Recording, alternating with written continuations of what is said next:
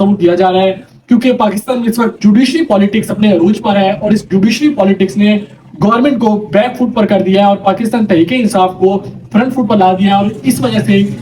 یہ خدشہ اور امکان موجود ہے کہ حکومت ختم ہونے کا یا پھر اسمبلیاں ٹوٹنے کے بھی سب امکانات ہیں۔